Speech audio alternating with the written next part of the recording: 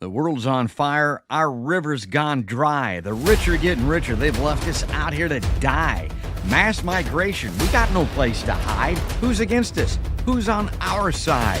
Are they too dumb or are they just in on it? Liars and cheaters, a red hot grip.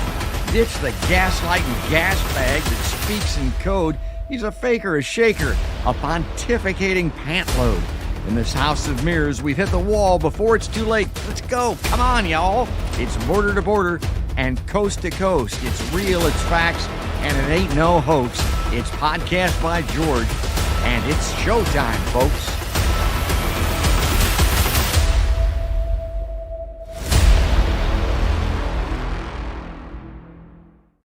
Hello, hi, how are you? And a happy Sunday. Good morning to you here on Halloween Eve. It's getting scary out there, folks. We're going to talk about that. You know, when I did that intro, I thought, well, that'll be my drama intro. I'll just do that on special occasion when things are really hairy out there and things are really bad and looking grim and scary.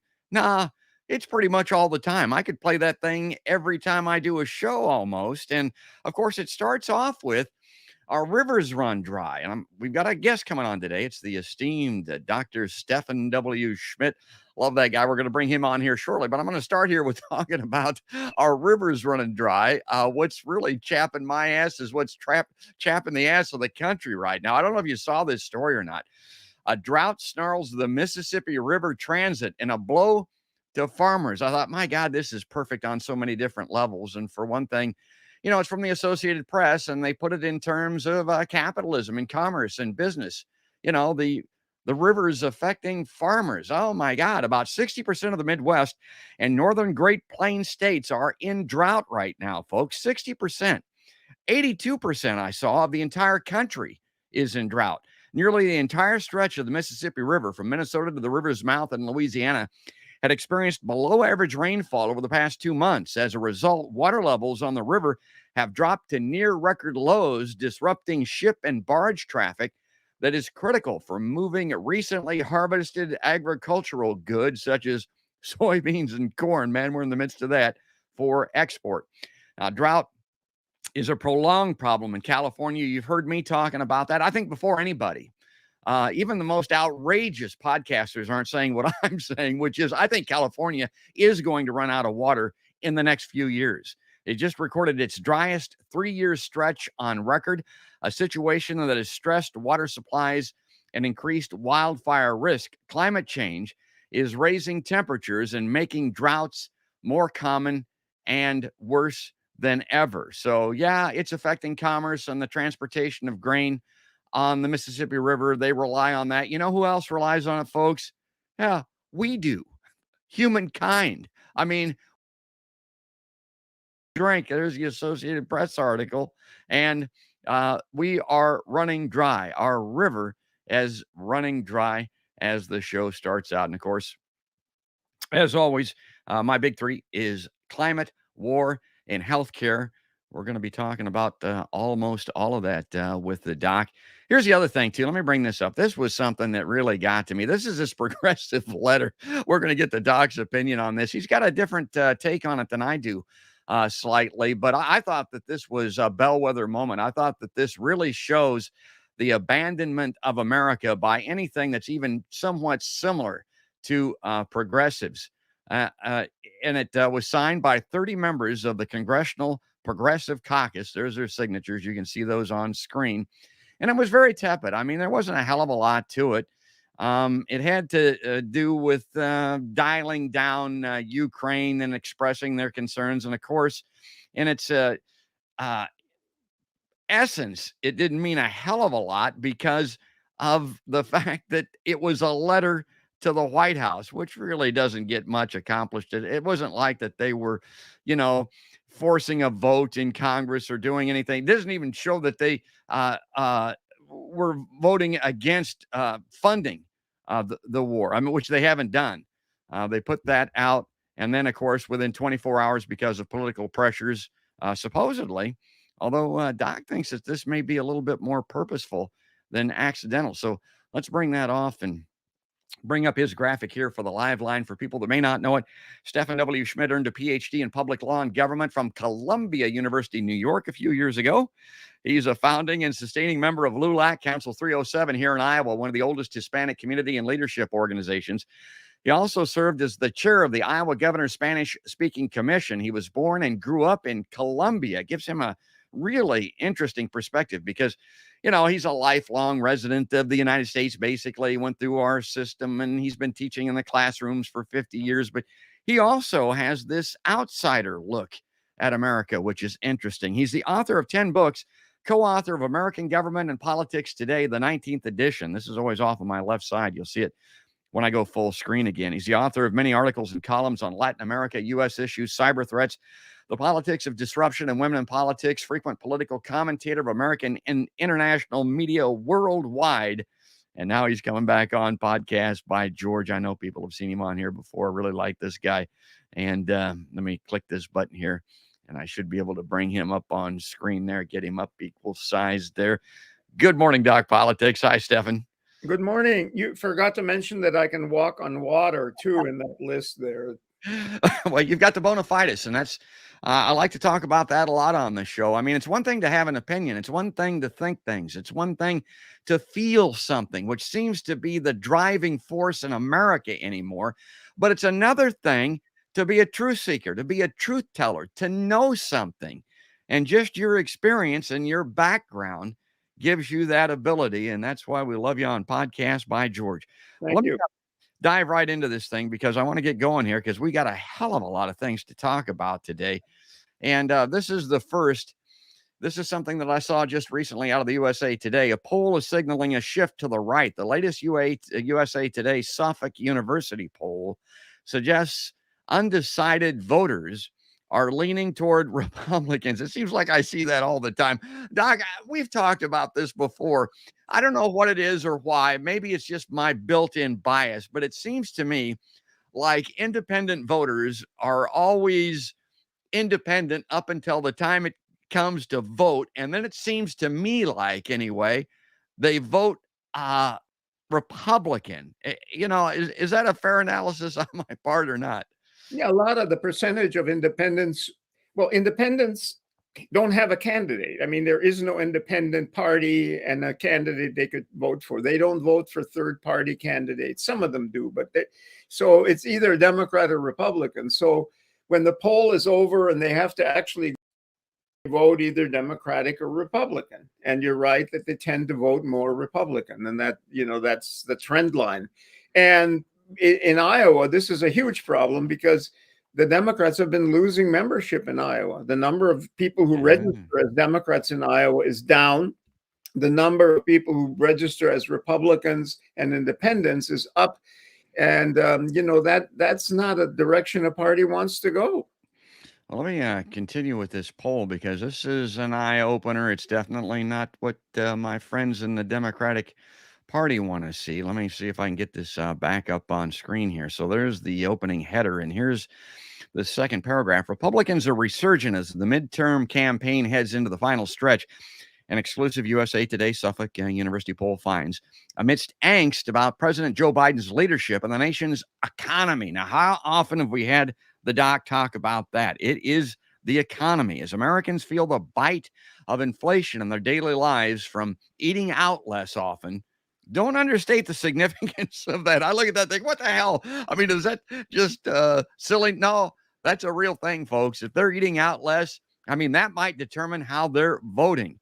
To canceling vacations, yeah, those cruises, having to cancel those, big deal.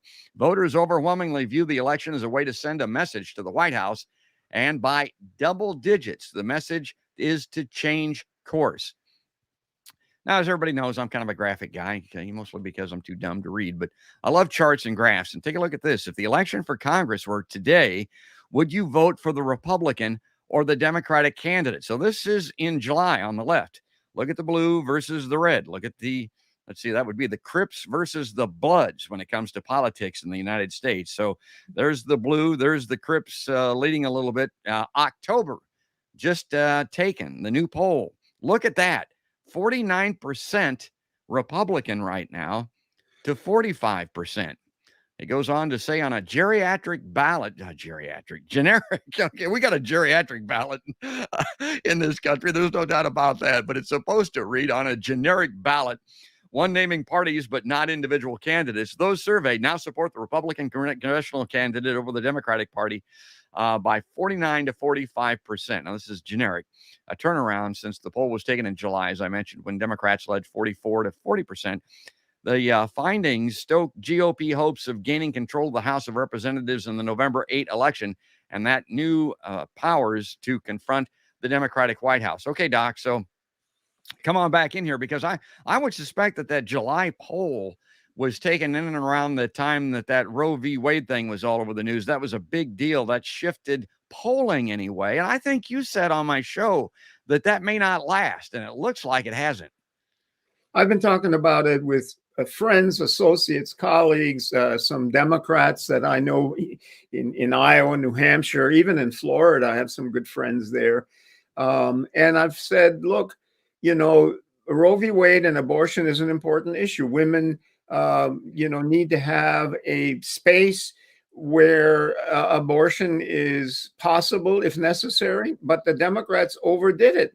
They forgot to stress things like the economy and Social Security and Medicare, which some Republican candidates actually are opening now and saying we want to do away with those two.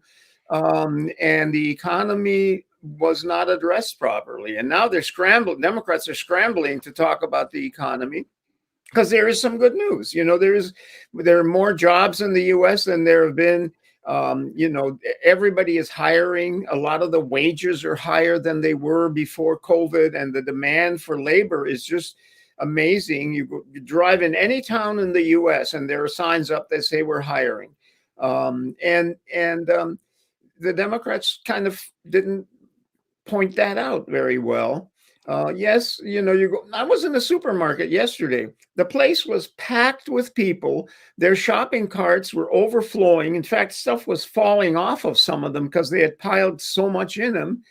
So people haven't stopped buying. They may not like the fact that eggs are twice as expensive, but a lot of them will eat half the eggs that they did before. Or half of the meat, or half of the chicken, or half of the tomatoes.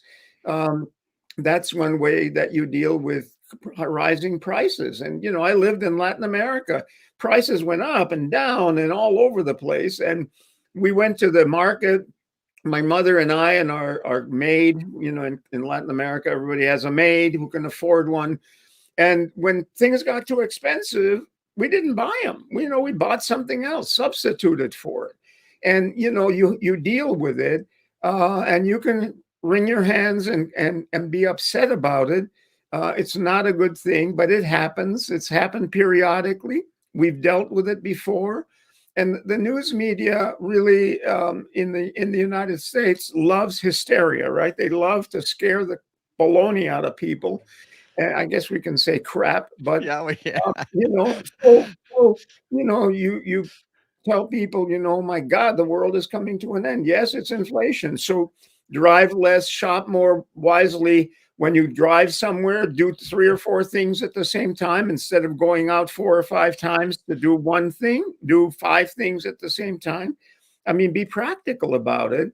And abortion has turned out in a lot of the polls, even with Democrats, to not be number 1 or number 2, often not even number 3 or 4.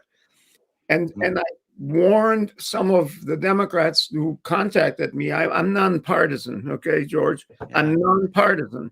I'm not a right-winger, not a progressive like you and a lot of your listeners and viewers. But I get contacted by people who say, well, what do you think? And I said, you guys are overstressing this. And one of them said, well, we have a lot of pressure on us from women to stress the issue of abortion. And I said, well, that's fine. But women also worry about the cost of milk and baby formula and food and gasoline, because a lot of women are working women and they, can't afford that. So talk about the economy more. And why should they listen to me, right? I've only had 55 years of doing politics. And remembering, as you said at the beginning, that Bill Clinton was told by his staff, it's the economy, stupid. Don't stress all this other stuff. Nobody really cares about Ukraine. I mean, they may have a Ukrainian sticker on their bumper or a flag up somewhere, but day to day, when you look at the polls and stuff, Ukraine doesn't show up much at all. And Yeah. fighting the Russians and Putin and communism, Putin is kind of still a communist kleptocrat, I guess. Those things are there. They cost a lot of money. They absorb a lot of the attention of Washington. But when people get up in the morning, usually they're thinking about other stuff, and they're not necessarily thinking about abortion. The other thing about the abortion issue that someone said to me was men also have a stake in abortion, because a lot of women get pregnant, and it usually there's a man involved somewhere, or at least a sperm donor. And so people who are pro-choice never mention men as also having a stake in this. And that was a huge mistake, because it became a man against woman kind of discussion, which it really isn't. Ask Herschel Walker all about that. Well, okay, so let me bring this is a graphic illustration of what you're talking about here. This is the last slide in this article, at least that I put together from USA Today. One of the following issues, which is the most important issue that will affect your vote this November. So here you go. Look at that. Inflation and economy. There's abortion down there, much lower. This is the most recent poll here, just a week or so ago. Now, those numbers probably would have been flipped in July. And, the doc talks about these political parties. I've always told people that that vote probably in July that was probably a base vote, the inflamed base over that Roe v. Wade issue. Well, the base of the Democratic Party, and this gets me in trouble with feminists too, Doc. I mean, I get yelled at once in a while, but it's women. I think, and particularly older women. And I mean, they were, if that vote had been held then, it would have been a completely different outlook than what we're talking about here. Now, abortion down there at that level, there's immigration, and then control of Congress.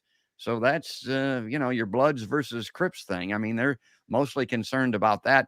And then gun control down there. That kind of surprised me a little bit, because you think that the Republicans would be all up in arms about that. But it has jettisoned a little bit since July, because they feel that that is under attack.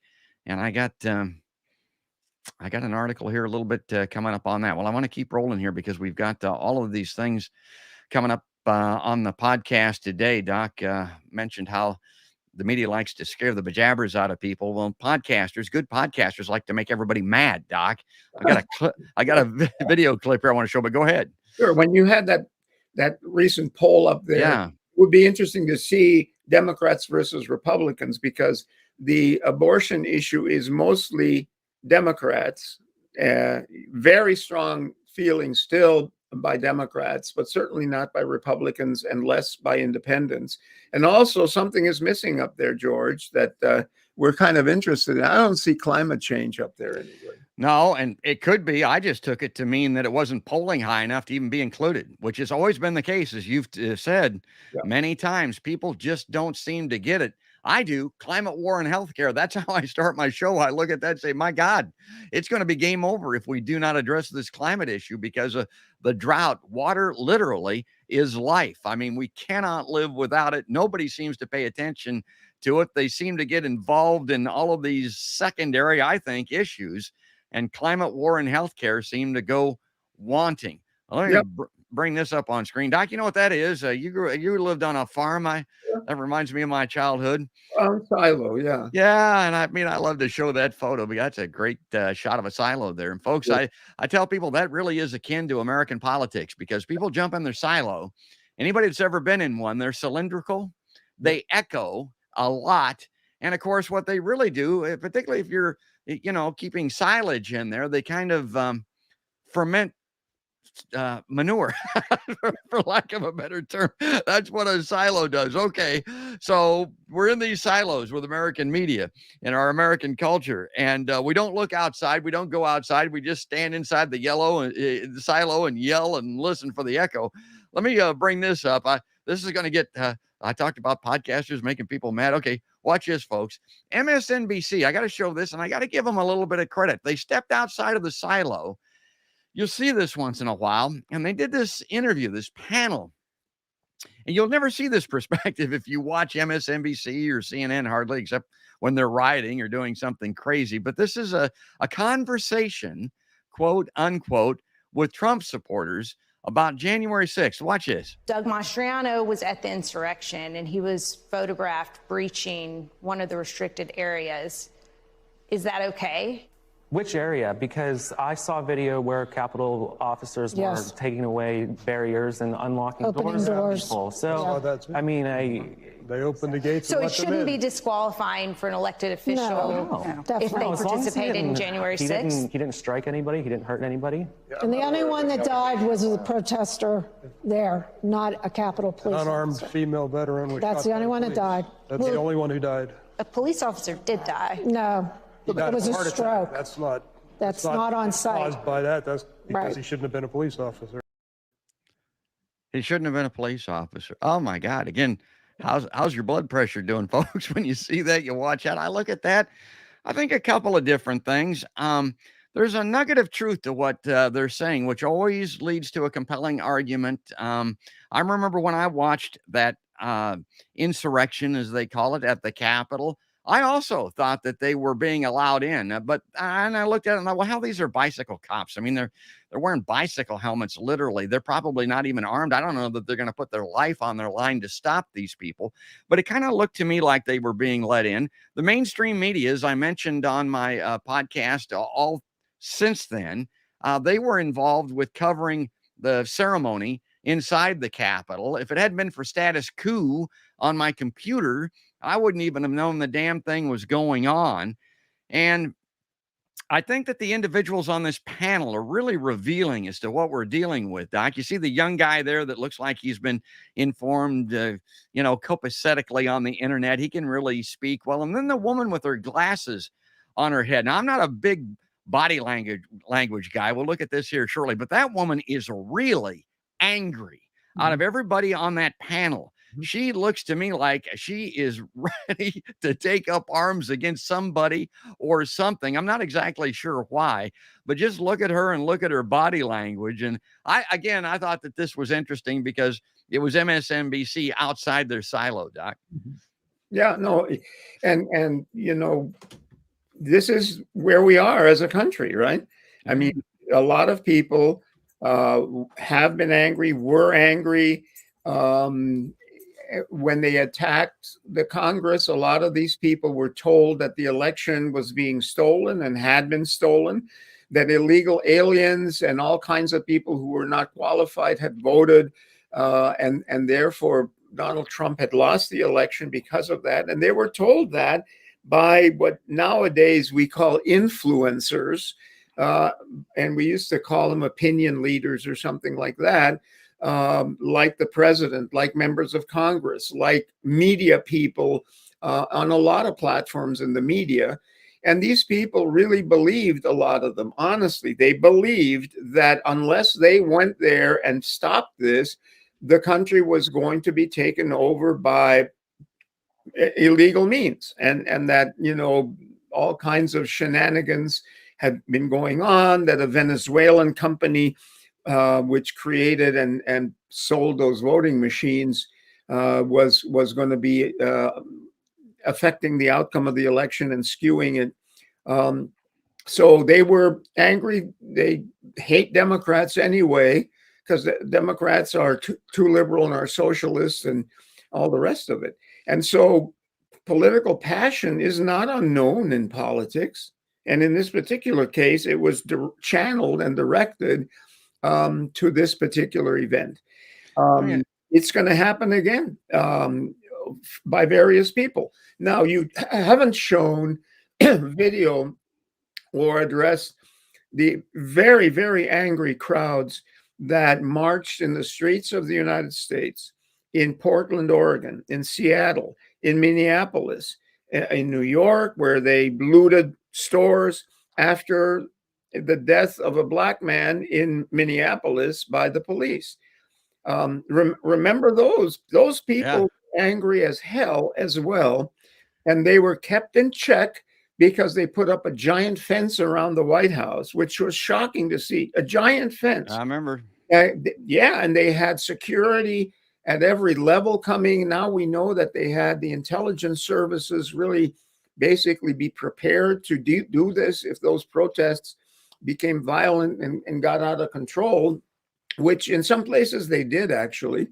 You go talk to people in Portland, like my good friend who retired there. He just can't believe it. He's ready to move because the city was taken over. The police were kicked out of parts of the city. Police departments were trashed and burned to the ground. And Okay. so, I mean, I've got a. we have a lot of passion happening. That one was over the Floyd killing by the police. This one is over the idea that the elections are being stolen. And politics is best when you have an election, people get elected, and then it's called a representative democracy. We let them go to Congress or to the state house and talk about laws and policies and make laws. Democracy does not work very well when people think they should take control and basically spill into the streets and spill in front of voting places with their guns. That is not how that's the end of democracy. Okay, now, let me play. I've got the second. I don't mean to interrupt you, but I've got the second part of this clip here that goes directly to what you're talking about here, kind of the overall perspective. And some of these people will express exactly what you're talking about. Watch this. So what do you make, though, overall of January 6th? I mean, watching that footage, it was pretty disturbing. I mean, there were people throwing excrement at the walls, and it was it's the Capitol. It looked a lot like Antifa's actions. Yeah, it looked a lot, except on a much smaller scale. It looked the same as the Black Lives Matter riots. That's what I saw the similarities to be. Minneapolis burns, Kenosha burns. But so it's okay just because one side that you disagree with? I'm saying Antifa infiltrated. It's good for one, it's good for the other. Anybody who harmed anybody who caused property destruction, that needs to be dealt with. Yeah, but if you're there making your voice heard at the people's house, no less, that's, again, it's a fundamental constitutional right of an American citizen. And people should not be being held political prisoner because of it. For misdemeanors. That's East Germany. That's East Germany. Tactics. Yeah, that's what's scary. East Germany tactics. What's interesting to me, she's talking, I think, if she knows what she's talking about, the Stasi's from the Cold War in East Germany. She's not talking about Nazi Germany, but that was the censorship, the propaganda, the false imprisonment that was taking place there. The other thing, I don't know, a fundamental right to be able to go in and do that inside the U.S. Capitol like that. I don't know how anybody can think that possibly, but they're in unison agreeing with that.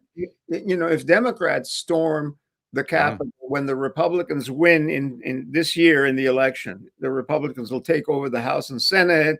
That those elections could be corrupt. Those elections could be fake, because voting places are being basically controlled by people.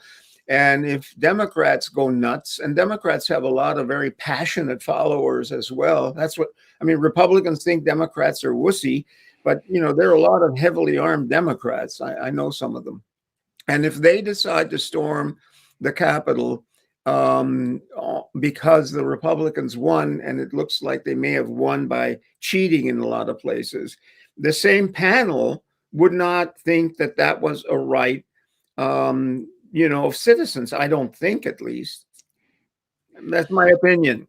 Yeah, again, you're right. These nuts are everywhere. I'm reminded of what was his name, Scalise or whatever, that congressperson on the softball field that was shot. The guy that is in prison right now for that, he was a avid Bernie Sanders supporter. You can believe that. I mean, yeah, they're everywhere. There's no doubt about it. Okay, well, I that was our blood pressure raiser. I mean, that doesn't get you going.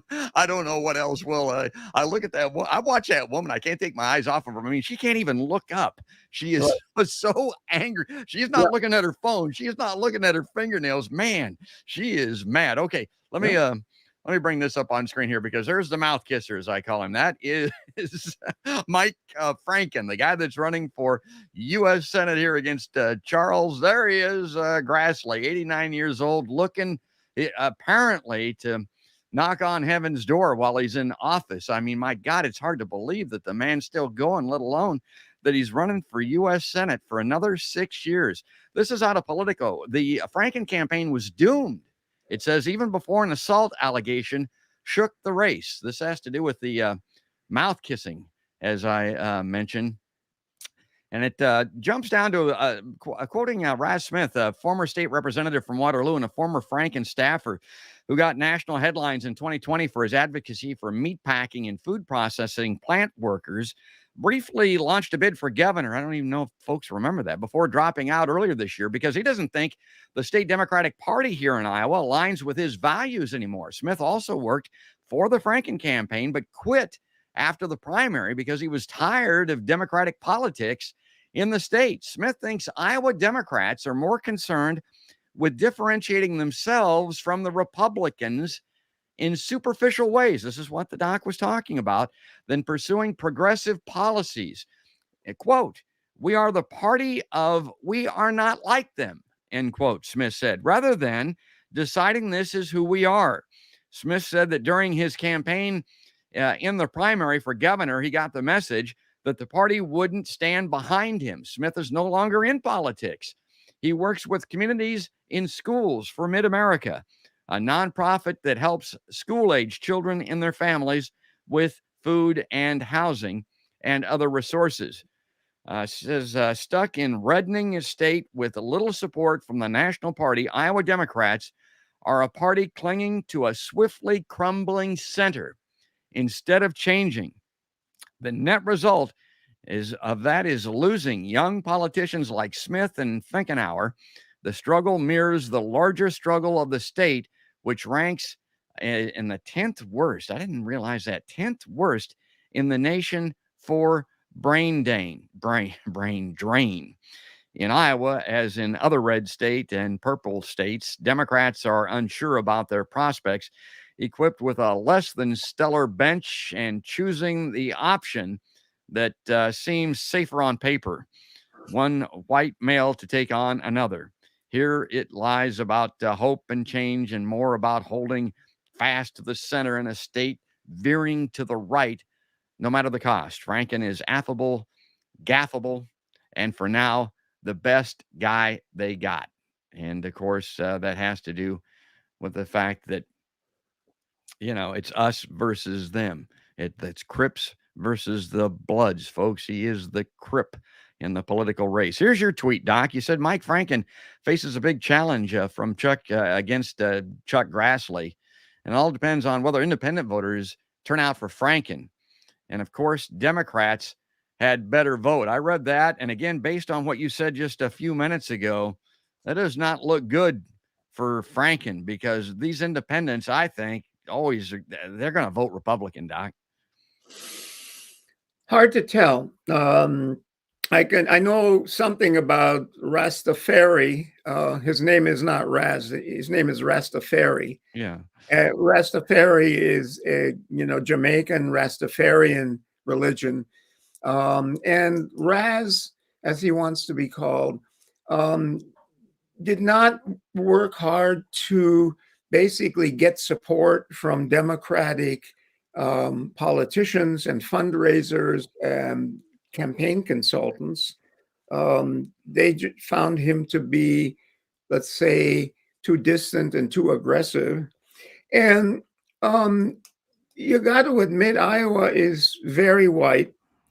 And it's shocking that the chair and the vice chair of the Democratic Party in Iowa are Black.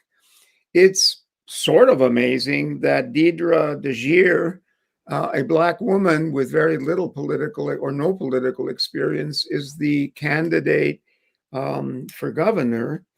And it is still surprising that Barack Hussein Obama won the Iowa caucuses and went on because of that to become the candidate of the Democratic Party. So,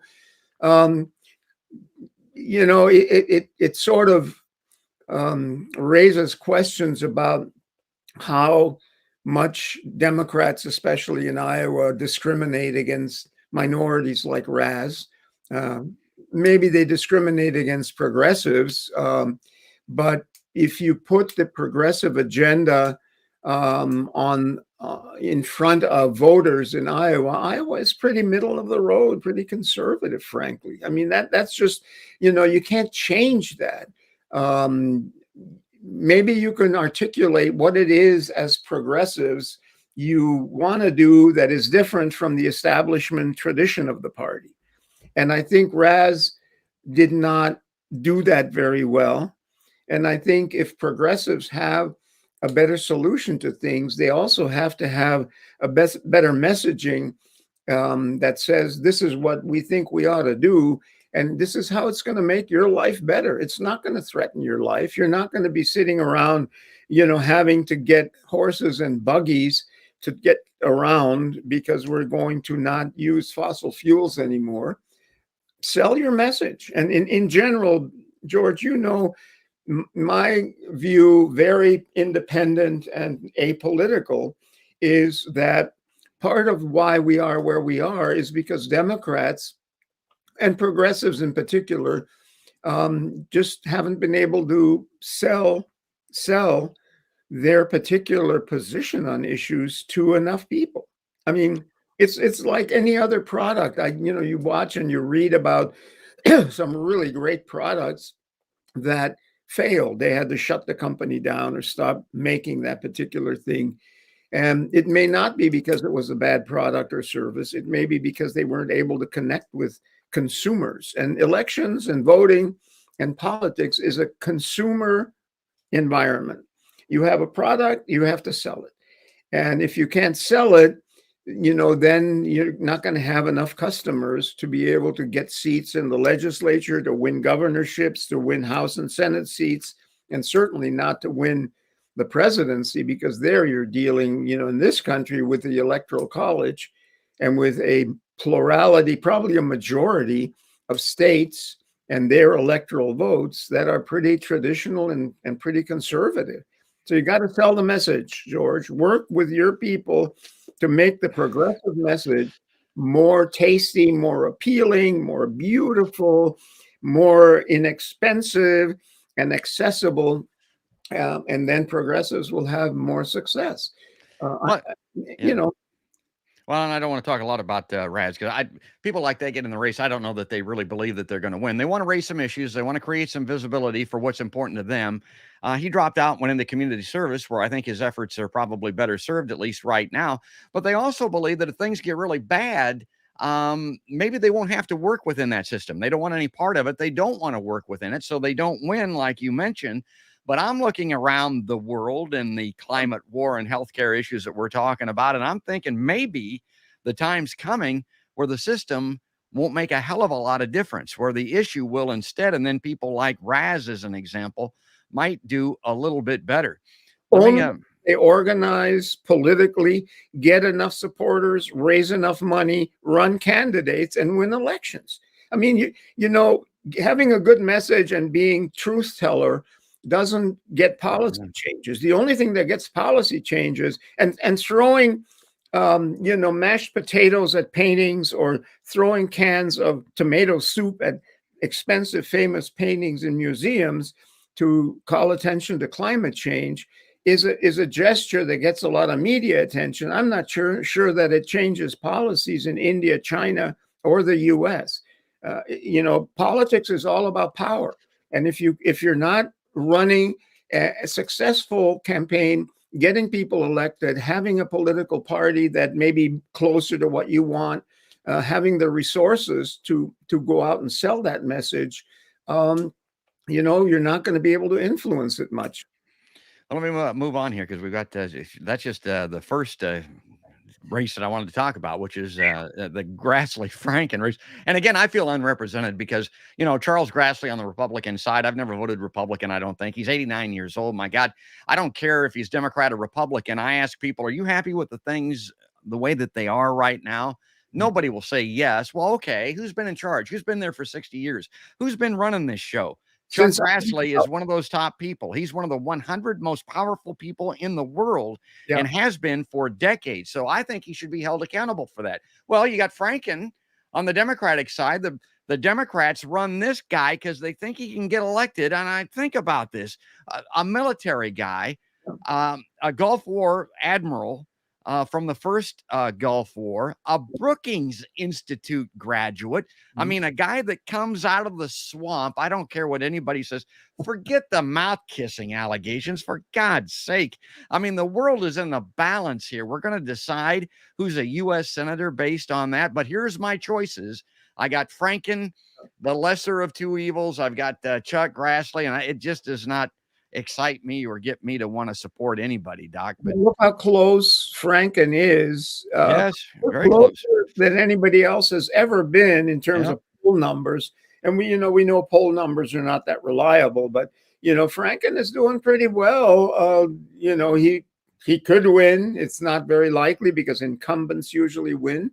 So if Raz had run against Grassley, the poll numbers probably wouldn't be like this. I shouldn't have quoted Raz. I didn't want to spend that much time talking about Raz. Okay, let's go here now. This is something that everybody can identify with. Attack ads in Iowa's 3rd district make voters sorely tired. Who's funding them and why? This is out of the Des Moines Register. From broadcast TV to YouTube and Facebook to streaming services, incumbent Representative Cindy Axtey and Republican challenger Zach Nunn and their supporters have spent millions of dollars to bring their message to Iowa viewers in the closely competitive race. Yeah, this one's a nail biter, folks. Iowa's 3rd district has been the most expensive U.S. House race in Iowa this cycle by far, with $11.7 million spent so far by candidates and outside groups combined. That number will likely grow significantly before Election Day, ProPublica reports. Overall, that nearly $44 million has already been spent in the 4 U.S. House campaigns in the race for Senator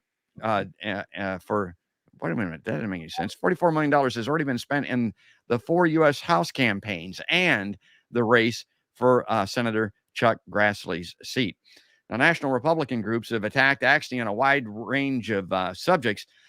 Recent ads, and God, anybody that hasn't seen one of these, have focused on Axtey's stock trades and her family's trip to France during the passage of the so-called Inflation Reduction Act. Axtey was one of over 150 members of Congress to vote on the bill by proxy since the vote took place when the House was scheduled to be in recess. I look at that as a fair criticism. There's my buddy Chill Wills, and we're going to get to that. I want to talk about that a little bit. I want to get the doc in here to give his opinion on this race. I want to talk about Nunn very briefly here. My take on him, again, this is the ultimate irony of American politics. Here's a guy, military veteran, U.S. Air Force, jet pilot. I look at him, I'm unrepresented again. My God, I wouldn't vote for a mad bomber like that if I had to. That's not my kind of guy, obviously. But then I look at my Republican fellow persons, and they're running to vote for this guy. And if you can do a quick Google search, I think it's Wikipedia or something like that, Doc, and find out he wasn't just a decorated, meritorious U.S. fighter pilot, National Guard kind of guy that's running for office. He was in the Air Force intel. This guy is a spook. He's out of the deep state. Well, what do the Republicans rail about all the time? Oh, my God, they're concerned about the swamp. And those people that we saw on that MSNBC panel earlier, I mean, they're running around seeing somebody behind every corner, and in some instances, rightfully so, when it comes to the deep state and intelligence services. That's who this guy is. So here's my 2 choices. I got Cindy Axtey in the Democratic Party that's voted for every increase, voted to give more national defense authorization funding to the president than even asked for.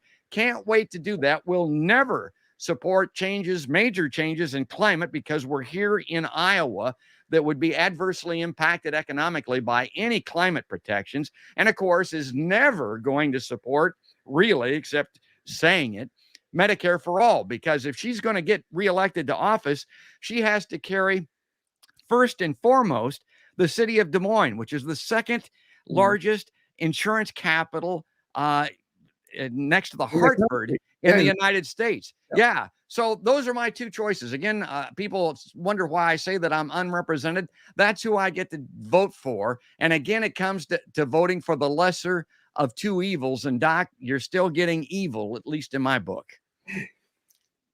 You are wrong. Those are not the only two choices, because every ballot has a place where you can write in the person you would really like to see.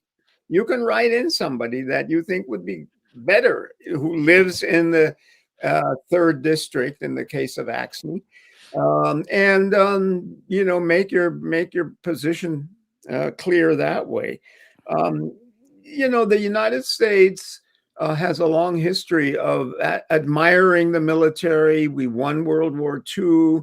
The military are treated as heroes, and that's baked into the American culture very, you know, very deeply. And so, you know, having served in the military is a credential. I'm surprised that Franken hasn't said, well, I'm sure that Senator Grassley has reasons why he never served in the military like I did.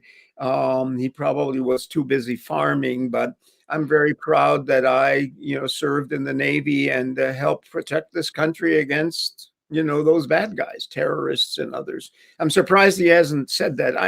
I haven't seen any ads where he does that. Let me come back to your other point. The Des Moines Register doesn't seem to understand certain things. Running millions and millions of dollars worth of ads is only one part of how you win an election. The more important part how you win an election is to have ground troops. I call them ground forces. The ads are the Air Force. The ground forces are people who go and knock on doors, give people a nice flyer that is tailored to make people feel good about your candidate. The other thing that is a known fact in Iowa, has been proven by focus groups, is that yard signs are just as important. And some of my colleagues who are election specialists more than I am say yard signs are more important than television ads and media ads. You have to have lots and lots of yard signs everywhere in your district, every intersection, every house, every store, empty lot, farm field, you know, hog lot, whatever. Get those yard signs up with your name, because name recognition, good colors. I got a guy elected in Story County. He said, well, Steph, what do you think? And I said, use the Cyclone colors, you know, crimson and gold. And he put, you know, the Cyclone colors on his yard signs, and he won, because people, you know, are their subliminal mind is influenced by a lot of things like that. And, you know, when you see all those numbers in terms of the huge amount of money that's spent there, I can tell you about races in parts of the country where billionaires spent massive amounts of money and lost by significant percentages because they influence a small percentage, okay? But most people, even then and nowadays even more, already are committed to either voting for a Democrat or a Republican. I know that angers you, pisses you off. No. There should be more choices. There should be more choices. I mean, you look at any other country, any democracy in the world, in Europe, and there are all kinds of political parties that fit your particular view of issues more closely than Democrats and Republicans do in this country. But, you know, most people already have a sense that they're probably going to vote for a Democrat and they're probably going to vote for a Republican. And then there's that little flipping in the middle where you have to attract certain people. And those millions and millions of dollars of annoying ads, which drive you crazy. I mean, they drive you nuts. A lot of those ads are paid for not by candidates. The ads are paid for by third-party groups that often don't have to report where they got their money, and that often take positions that may actually hurt candidates. I talked to someone here in New Hampshire. I'm in New Hampshire right now.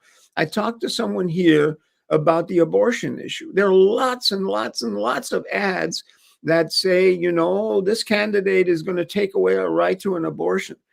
Those ads are not being run often by the candidates. Many of them are being run by outside groups that feel very strongly about an issue. And this person told me those ads are probably hurting Democrats in New Hampshire, not helping, hurting, because abortion is not highest on the list of voters. And so those third-party groups that run ads sometimes actually are worse than candidates running ads, because they're uncontrolled. The candidates have no control over that. Well, I got to move along with these campaigns. I was struck by the fact you're talking about those yard signs, and of course, that's the people turning out in support. And I don't know, people on the left, and there's not very many of us, obviously, but I ain't putting a yard sign out for either one of those guys that I just mentioned. So let me, put one out for someone that you like. Yeah. All right, let's go to this again out of the Des Moines Register. This is the last Iowa race that I had highlighted that I wanted to talk about. And of course, this is the gubernatorial race. Kim Reynolds and Deidre DeGier sparred in a heated debate over abortion in the Iowa governor's race. Now, that's the headline. I mean, that's how this was covered. And this goes to what the doc was talking about. And I pulled this quote because this is the great Noam Chomsky. And I mean, no truer words were ever spoken than regards to this. He says, a smart way to keep people passive and obedient is to strictly limit the spectrum of acceptable opinion, but allow very lively debate within that spectrum. Even encourage the more critical and dissident views. That gives people the sense that there's free thinking going on, while all the time the presuppositions of the system are being reinforced by the limits put on the range of the debate. And that was framed completely in the context of abortion almost. And Doc already talked about that, so I don't want to go back to that too much. But I wanted to bring this up on screen because I thought this got overlooked. And it's the great Laura Bellin with Bleeding Heartland and some of her reporting. And I thought this was great. And this has to do with Reynolds. And I criticize her for sitting on, she's sitting on that $2.5 or $2 billion worth of federal money that she got, basically. She's trying to figure out some way to spirit that into the hands of the oligarchy, because that's the, top down, trickle down economic philosophy that she embraces. They would never give the money directly to the people. So I'm critical of Reynolds, but here's another big reason to be critical of her. And this reads, Iowa governor not even close to keeping one 2018 campaign promise. What was that promise? Quote, if elected, will you commit to weekly press conferences? A moderator asked during the first debate between Iowa's candidates for governor back in October 2018. Quote, I do it all the time, Governor Kim Reynolds replied. Asked again during that campaign's third debate whether she would hold weekly press conferences, Reynolds claimed to have already made that commitment, adding, if there's any ambiguity, I will. Bleeding Heartland's review of the governor's public schedule reveals she has not come close to keeping that promise for most of the past 4 years. After a period of greater accessibility during the COVID-19 pandemic, Reynolds held just 4 formal news conferences during the second half of 2021. More than 40 weeks into this year, she has held only 10 news conferences, the last occurring on July 12th. And one of the reasons I wanted to bring that up, of course, I'm a free speech, I'm an open disclosure kind of guy. These are big issues to me, but it goes back to what we were talking about before, well, with the nun and this house of mirrors that we live in. And I've mentioned this before. The Republicans are, rugged individualists. They like to talk in terms of John Wayneism, or I don't know, they're tough guys and gals. Think of that woman in that MSNBC panel that we saw. I mean, they're full of this, juice and anger and that type of thing. Well, Reynolds is a big part of that here in Iowa, and she won't hold a news conference. She won't come out and address reporters. She blocked Laura Bellin. God, I love Laura Bellin. She wouldn't let her into her news conferences. I look at that and I think if there's one big reason for me, besides all of these other things that would keep me from wanting to support Kim Reynolds, it's the fact that she's hiding from the media. So, Doc, how much of them is being not wanting to have people see what's behind the curtain, and how much of this is kind of like a subterfuge, where they're wanting to not grease the wheels, so to speak, of media. They don't want to be a part of that. They want to shut them down, shut them out. And I think that's what Reynolds is involved in here. What do you think? I've talked to people about this, and some of these people are graduates of the Columbia University School of Journalism, which is one of the most famous in the world. Yeah. Some of them were political science majors with me. The news conferences and debates are high risk for politicians because the media rarely is there, except maybe in Moscow or in Beijing or in Pyongyang or Tehran, to praise politicians and say, can you tell us about that wonderful policy that's so successful that you passed last year? They're usually there to basically criticize politicians or to trap them in something, that looks bad. And so it's no surprise that a lot of politicians don't like news conferences and in some cases don't like debates. And I would call your attention to the debate between Fetterman and Oz in Pennsylvania. I have family members who are from Pennsylvania, and they like Fetterman. They think he's a good sort of authentic guy. And they said Fetterman should never have agreed to debating Oz because they knew that it wasn't going to go well, and it didn't go well at all. And so the same is true of press conferences. When you have a press conference, you usually are the target of very difficult questions that you really would rather not answer, or that, the answer to which is complicated. Let's put it that way. So freedom of the press is fantastic. We need it. We want it. Without it, our democracy doesn't work. But you have other ways to report on politicians, and you do it all the time. I mean, you just did and said, hey, Reynolds didn't have press conferences every week. Frankly, what is the ultimate policy outcome of press conferences in terms of successfully dealing with homelessness, which Des Moines, for example, now is in the middle of a massive surge of homelessness. Some other cities in Iowa as well. What is the outcome if you have a press conference and get asked about hog lots polluting our rivers and streams and lakes? Because Iowa has a tremendous problem with that. Huge. You have a press conference, you sort of go, we're doing everything we can and we're working on it. And, you're not going to really get any, let's call it hard output at the other end usually. And so freedom of the press is important, and politicians hate it and would rather control the message. And there are countries where there is no press conference. Politicians say, this is what we're doing. We have a special military operation in Ukraine because there are Nazis there and we want to stop them. Yes. Amen. Amen. Yeah. Well, and of course, it's just not having the news conferences. Randstad had one every Monday morning, I think.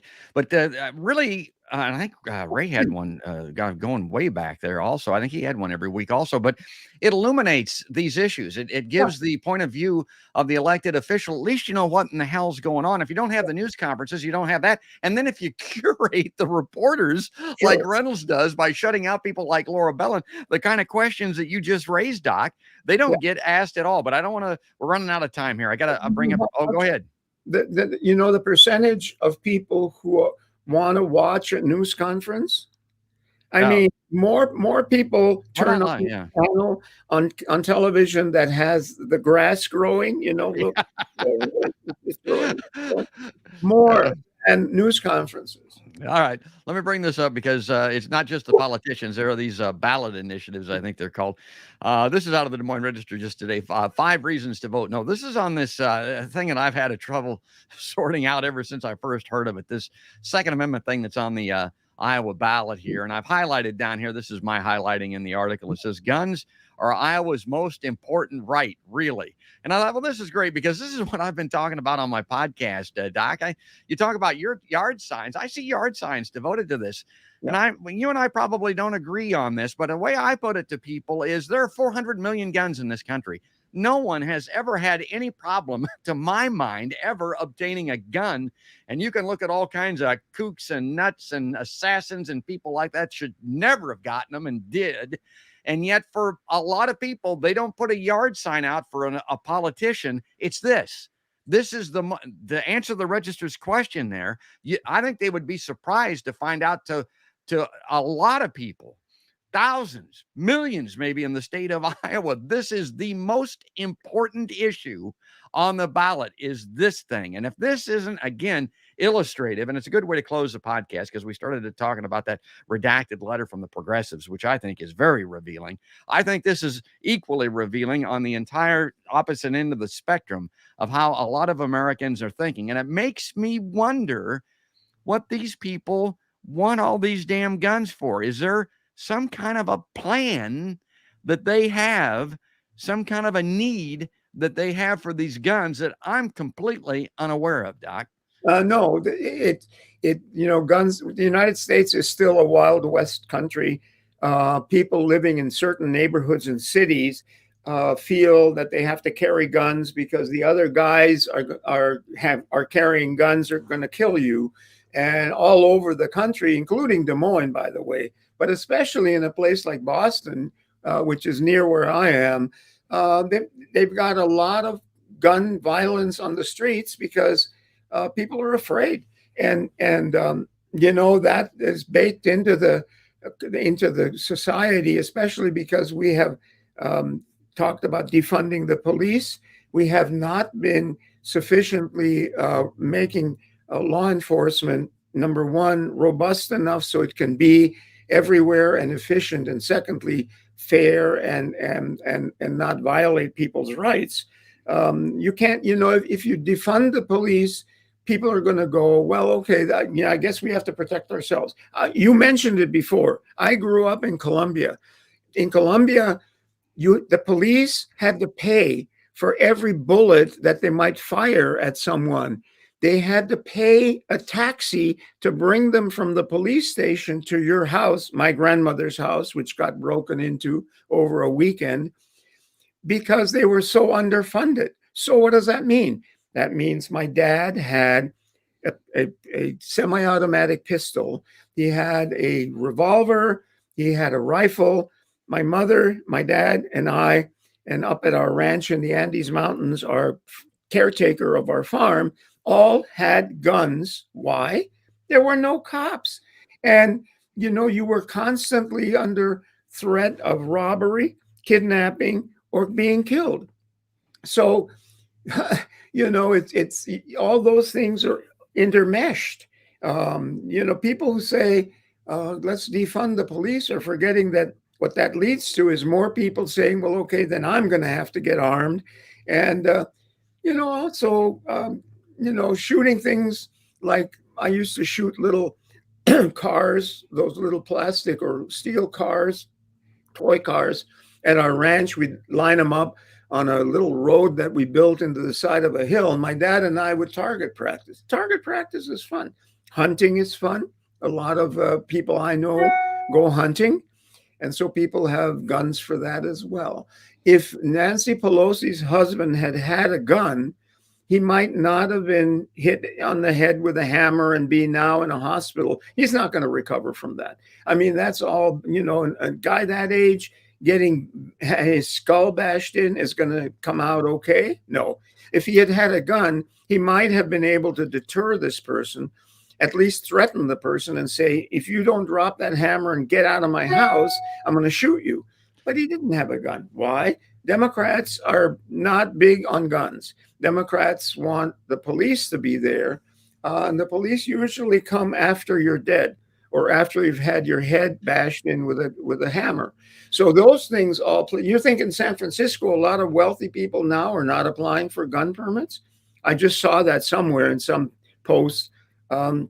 So everything is interconnected, and some of it is interconnected with politics. So in Iowa, the constitutional amendment on a second amendment for Iowa, it's not really going to make a difference, George.